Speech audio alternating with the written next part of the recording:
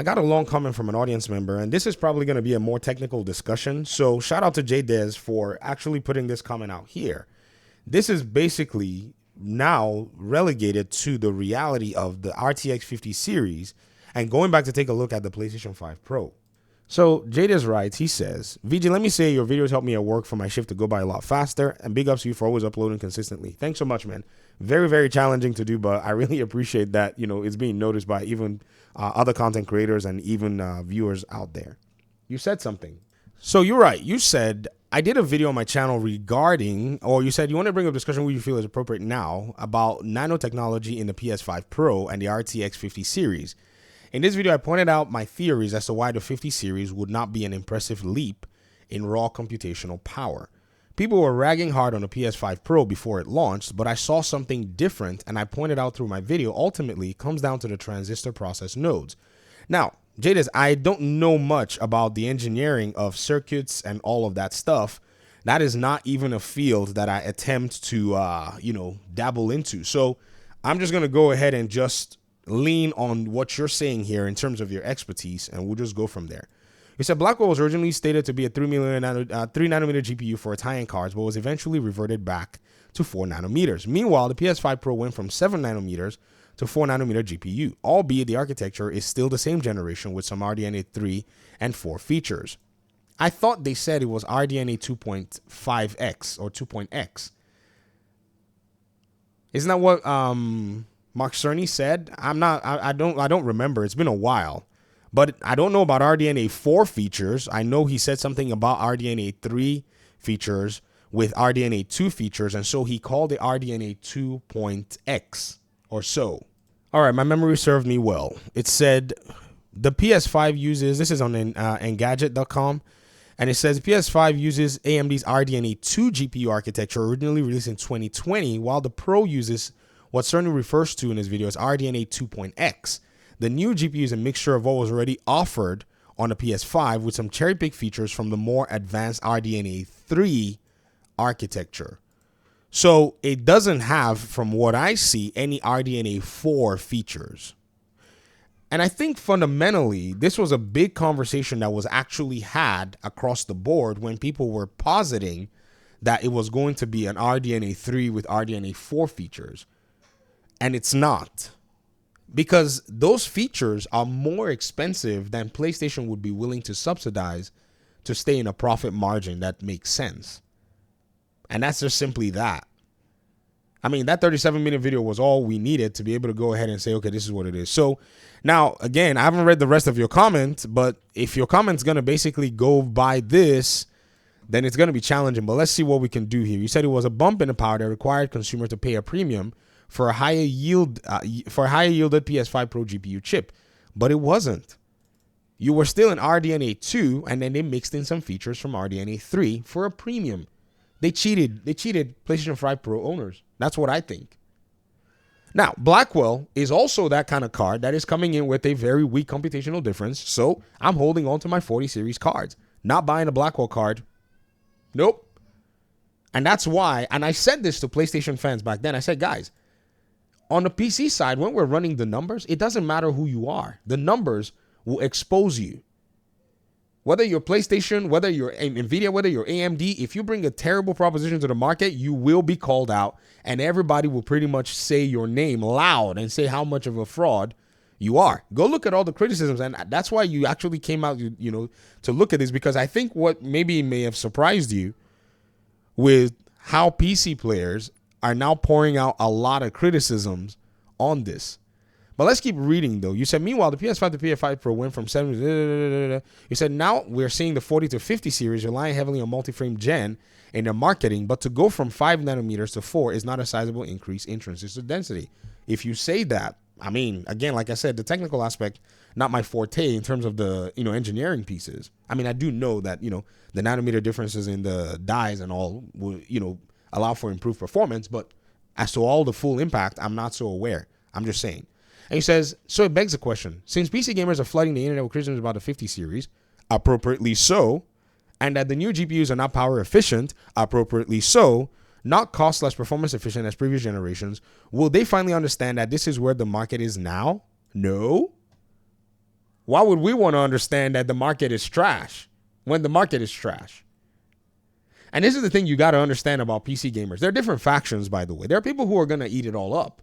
Don't get me wrong. Just like for the PS5 Pro, there were people who said, no, we're going to buy it because we want it. There's nothing wrong with that. We'll never presume to let anybody say, oh, I don't want to, I feel like someone else is hindering me from doing with my money what I choose. However, there are a lot of people who are not going to touch that thing. And it's not that they don't have the money. They have the money. You got to understand that a lot of these PC gamers are these guys that are like basically the tech guys that earn a lot of money. And so many of them are like, nah, I'm not paying for that. Why? Because the value proposition makes no sense. And a lot of people are very aware as to how fast technology can shift in an instant. So why would they pay a premium now only for them to basically have the value that they've already decided that they were going to pursue be undermined by a newer product that's going to come with maybe good, better features or maybe mediocre features? And also NVIDIA is basically sitting here being comfortable. No one is challenging them in their market. That's why they're doing this crap. You said that the PS5 Pro was an overall good engineering innovation. No, it wasn't. I mean, look again. This is why I said if we were going to go with the, RDNA 3 with 4 features, you could probably say that, but it did not have RDNA 3 to 4 features. It had RDNA 2 features with 3 features sprinkled therein. Because Mark Cerny said if they had gone RDNA 3, they would have had to pretty much compensate for all their video games to be able to work on a new platform in its best possible way, creating a huge problem for developers. That's pretty much where we are. So, you said while the RTX series is supposed to be a next-gen upgrade, but is looking more like a mid-gen refresh or high-power draw, well, again, we don't do mid-gen refresh and all that stuff. On PC, it's very weird. It's kind of almost ubiquitous in a sense. Because right now, the 40 series is still the benchmark for the 50 series. And sometimes you will see some really weak performance. But a jump and a leap was from the 20 to the 30 series, but the price was trash because there were scalpers everywhere. Right? And then from the 30 to the 40 series, we saw some improvements as well, but the improvements were not great on the mid-range side, but on the high-end side, the proposition was insane. That's why I didn't buy a 4070. That's why I didn't bother with a 4060. I went straight for the 4090 because I was like, this is where the leap is. I went from a 1080 Ti. I tried to get a 3090 and a 3080. They didn't seem like it was doing anything impressive to me. I remember returning like 4 GPUs, a 3070, a 3080, a 3090. And I was like, these GPUs are just not doing it for me. And when the 4090 came out, I was like, okay, I can justify this leap from the 1080 Ti to the 4090. That's how many of us upgrade our PC components. I'm not chasing down a Blackwell 5090 for $2,000. The heck is wrong with that nonsense? They're going to make the 60 series and then the Blackwell is going to be basically cheap if you can find it used. So again, we're not chasing down these so-called flailings. And I think PlayStation 5 Pro was basically that attractive thing that a lot of people chased down like it was their own GPU, upgrade moment. No, it wasn't. It was not. Plus, the parameters for a GPU is also the CPU component. So when they did not improve your CPU significantly, you were locked in to pretty much, the circumstances that we got to see. And so now you have to depend on software, upscaling and stuff. You said, and also, what does this mean for AMD, who has the ball in their court as we wait for TSMC to get their higher yields with 2nm nodes for the next years to be able to prepare for the 60 series and UDNA generation of graphics cards? I don't know, man. To be honest, I just want to sit here and play games and enjoy technology that I feel like is valuable to me. Consoles have that weakness because already you're talking about the 60 series and UDNA. And by the time the PlayStation 6 comes out, it's not even going to be close to anything that you can see even on the 40 series in terms of the high end. Maybe it might match mid-range 40 series that we have, but it's not going to be that impressive when you see like the 50 series and the 60 series are going to be a thing by then. You might as well become a PC gamer, Jada. Just literally be a PC gamer. Then you'll be able to finally like enjoy these tech advances without hindrances. You said there are other points I'd like to make, but I'll save that info for a video later as I continue to do my research. In short, the nanotech of these components is directly affecting the market prices, performance upgrade, efficiency of these PC and console components.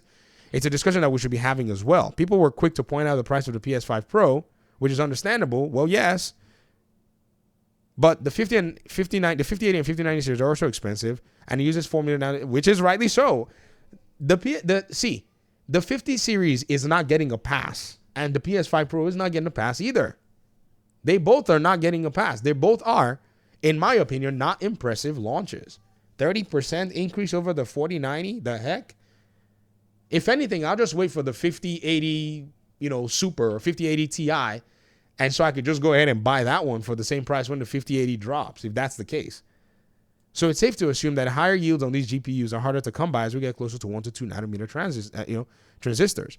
We expect costs to be high and power upgrades to be minimal until we get better production of newer nanotech. I don't expect that to happen. I expect technology to improve and for things to change up in that regard. So yeah, I can understand, buying a PlayStation 5 Pro, but to say buying a PlayStation 5 Pro as a device that already basically, changes the paradigm is no.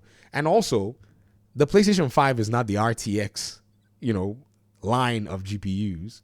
The RTX line of GPUs, since the PS5 has come out, we've moved from the 20 to the 30 to the 40 to the 50 series. We've had advancements that no console could have ever dreamed about at the time. So making a comparison is kind of weird. So you also got to remember that there are people who are probably looking at, and they're coming at the 50 series from the 20 series. They're going to see an advancement. They're going to see a significant boost in their advancement. People coming from the 30 series to the 50 series are going to see an advancement. People who went from the 20 series to the 40 series, they're already fine. People who went from the 10 series to the 40 series, like I did, they're already fine. You know what I mean? Like, I'm not going to be looking at a 50 series and going, oh, yeah, because it's not a big generational leap. It doesn't apply to me. Except maybe I want to just be a tech enthusiast and go ahead and enjoy that particular hardware. But it does not apply to me at all. Not at all. It's not my cup of tea. My next upgrade should probably be the 70 or 80 series. That's probably the upgrade I should be targeting. And that's even from an enthusiast perspective, because the 40 series, I don't even think game developers, let me not say that, knock on wood. Game developers are not going to max out the 40 series for another many a year. Because the GPU is just so beefy, like in terms of its, capabilities and all that it can do. Now the optimization is now in, back into the whole paradigm, and we're looking at Kingdom Come Deliverance running at a GTX 1060 at decent frame rates.